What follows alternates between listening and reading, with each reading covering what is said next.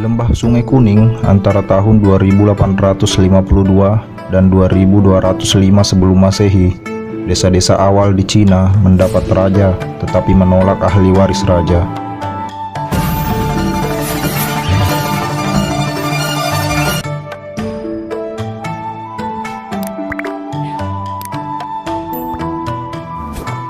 Jauh di sebelah timur Mesopotamia, pola yang lazim itu terulang sekali lagi. Kali ini pemukiman dimulai di sekitar Sungai Kuning yang mengalir ke timur dari dataran tinggi yang kini bernama Kingsang Gaoyuan, dataran tinggi Tibet, dan bermuara di Laut Kuning. Lebih jauh ke arah selatan, Sungai Yangtze juga mengalir ke pantai di sebelah timur. Pada masa ketika Sahara Hijau, bentangan tanah luas antara kedua sungai besar di Cina mungkin merupakan bercak-bercak bentangan air dan tanah berupa rawa, danau, dan genangan lumpur. Jazirah Shandong yang terletak antara kedua sungai itu hampir berupa sebuah pulau. Para pemburu pengumpul mungkin mengembara melewati paya-paya, tetapi tidak ada alasan yang kuat untuk tetap menetap di daerah yang terendam air. Kemudian Sahara memanas. Di Mesopotamia perlahan-lahan menjadi dua sungai yang terpisah, sementara daratan di antaranya menjadi kokoh. Di antara kedua sungai besar di Cina, daratan mengering. Pada tahun 5000 sebelum Masehi, bentangan tanah antara kedua sungai merupakan sebuah daratan yang luas dan tempat-tempat yang tinggi ditumbuhi hutan. Para pengembara mulai menetap dan menanam padi di tanah yang lembab di sekitar sungai. Rumah bertambah banyak dan desa-desa bermunculan. Arkeolog menyingkapkan gubus-gubus rumah pertama yang mencolok di dekat Sungai Kuning. Di sana pemukiman lambat laun menjadi semacam kebudayaan. Orang-orang yang memiliki adat yang sama, cara yang sama untuk membangun rumah, gaya tembikar yang sama, dan mungkin juga bahasa yang sama.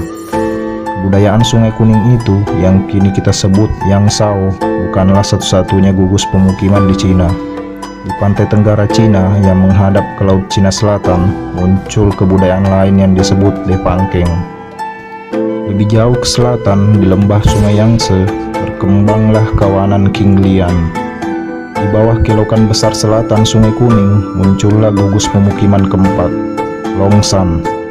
Ekskavasi menunjukkan bahwa reruntuhan Longshan di atas reruntuhan Yangzhou adalah mengisyaratkan bahwa Longshan mungkin telah menguasai sekurang-kurangnya sebagian dari kebudayaan Sungai Kuning. Hampir tidak ada yang kita ketahui mengenai kehidupan dan adat istiadat salah satu pun dari keempat kelompok pemukim itu. Yang dapat kita lakukan hanyalah menamai mereka dengan nama yang berbeda, karena mereka memiliki gaya tembikar yang berbeda-beda dan cara pertanian dan pembangunan rumah yang berbeda. Tetapi selain spekulasi yang sangat umum, kita tidak memiliki petunjuk lain. Hanya cerita-cerita yang mengklaim bercerita tentang awal mulai beberapa ribu tahunan setelah masa yang dideskripsikan. Tetapi sejauh cerita itu melestarikan tradisi-tradisi tua, cerita itu mengisahkan seorang raja awal yang menemukan tata hakiki segala hal. Namanya Pusi. Sima Qiang, sejarawan besar yang mengumpulkan cerita-cerita tradisional menjadi sebuah sejarah kepahlawanan, menceritakan bahwa Pusi mulai memerintah pada tahun 2850. Ia menciptakan 8 trigram, sebuah pola garis lurus dan garis patah yang digunakan untuk pencatatan, peramalan, dan penafsiran kejadian. Pola-pola 8 trigram didasarkan pada ciri-ciri yang terdapat pada cangkang kura-kura. Raja pertama Cina tidak menyelamatkan rakyatnya dari air bah, menerima kuasa dari langit, atau menyatukan kedua negeri. Keberhasilan yang besar adalah untuk orang Cina, itu jauh lebih penting. Ia menemukan hubungan antara dunia dan diri, antara pola-pola alam dan dorongan pikiran manusia untuk mengatur segala hal di sekitarnya.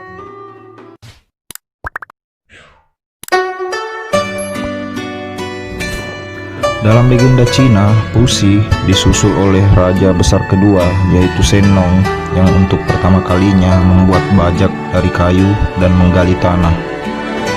Huainansu mengatakan bahwa ia mengajarkan rakyatnya untuk menemukan tanah yang paling baik, menabur, dan menanam kelima bebijian yang menopang kehidupan, mengayaknya dan makan rerumputan yang baik dan menghindari yang beracun. Raja petani disusul raja besar ketiga, mungkin yang terbesar dari mereka, Huangdi atau Kaisar Kuning. Menurut tradisi, Huangdi diperkirakan memerintah dari tahun 2696 sampai 2598 sebelum Masehi. Dalam masa pemerintahannya, ia mula-mula mengalahkan saudaranya, Raja Nyala Api, dan meluaskan kekuasaannya. Kemudian, panglima perang dari selatan, Qiu, yang tetap setia kepada Raja Nyala Api, memberontak melawan Kaisar Kuning yang menang. Qiu memiliki karakter yang tidak menyenangkan. Ia menciptakan perang, membuat pedang baja pertama, memakan kerikil dan batu dengan giginya, dan memimpin pasukan yang terdiri dari pelaku kejahatan yang bersosok raksasa. Ia menyerang pasukan Huangdi di medan pertempuran yang tertutup kabut.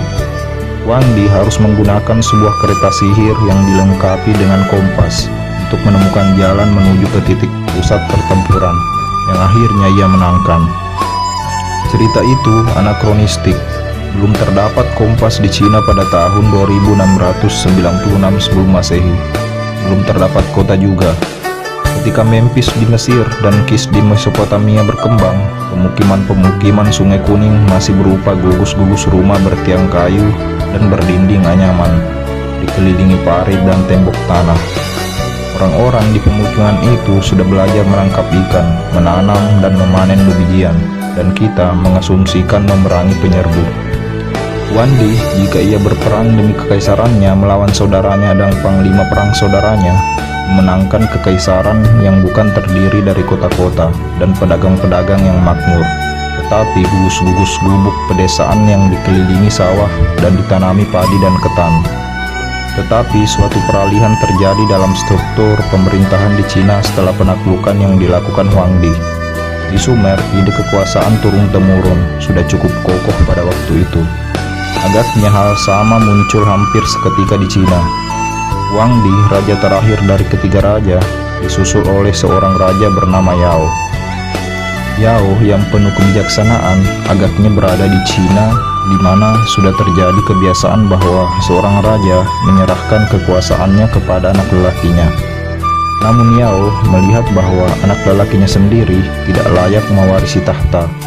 Maka sebagai penggantinya, ia memilih seorang petani yang miskin namun bijaksana bernama Sun, yang terkenal bukan karena keutamannya, tetapi juga karena baktinya kepada ayahnya.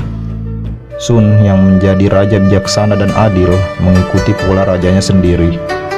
Ia mengabaikan anak lelakinya dan memilih seorang lelaki yang pantas bernama Yu. Yu, raja bijak ketiga, dicatat sebagai orang yang mendirikan dinasti pertama Cina, dinasti Xia. Dengan kata lain, di Cina, cerita-cerita tertua mengenai pergantian raja menunjukkan bukan suatu perjuangan mati-matian untuk mendapatkan kuasa karena warisan darah, tetapi anak lelaki yang ditolak kewarisannya dengan mendahulukan keutamaan. Mereka memuliakan kekuasaan rajawi dan sekaligus menolak penggunaan kuasa itu yang terlalu menekang. Kekuasaan adalah wajar, tetapi tidak ada orang yang boleh mengasumsikan bahwa ia serta-merta mendapat karunia itu atas dasar martabat kelahiran yang menjadikan seorang layak memerintah. Orang-orang kota Kis di Mesopotamia mungkin akan berduka jika raja mereka tidak memiliki keturunan. Kota-kota di lembah Sungai Kuning tidak memiliki kerinduan semacam itu.